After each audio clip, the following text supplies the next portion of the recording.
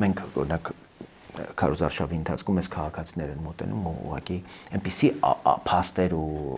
ապացույցներ են այսպես վկայաբերում, որոնք ուղղակի չեն դիմանա որևէ քննադատության։ Այն իմաստով, որ մեր աչքի առաջ ասում է բոլորս փող ենք վերցրել Ծառուկյանի համար, գնացել ենք քվեարկել ենք, մարդիկ առանց գեդինը մտնելու մտնում են դատարան եւ օրինակ արդարացման վճիռներ են ստանում այսօրվա դատական համակարգից։ Նույնը Ռոբերտ Քոչարյանը, իրան թվում է, որ որևէ մեկը չի ծառայել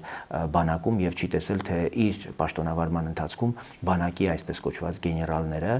այդ Տձև եւ Հաստավիզ ինչեր են արել բանակի հետ եւ ինչ կեղեքումների են ենթարկել ուրեմն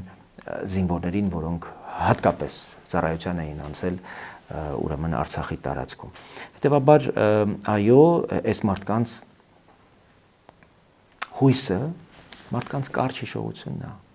Եվ իդեպ ասեմ, երիտասարդությունը հատկապես շատ երիտասարդ նոր ընտրելու այսպես պատրաստվող երիտասարդությունը, ովքեր չեն տեսել ով է Ռոբերտ Քոչարյանը, թե ինչ մարդակեր ու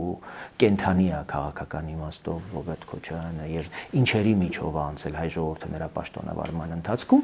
այո, նրանք փորձում են առավելապես հենվել հենց այդ կարճ հիշողության վրա կամ մարտի 1 ու հոկտեմբեր 27 ու քաղաքական սպանություններ ու հետապնդումներ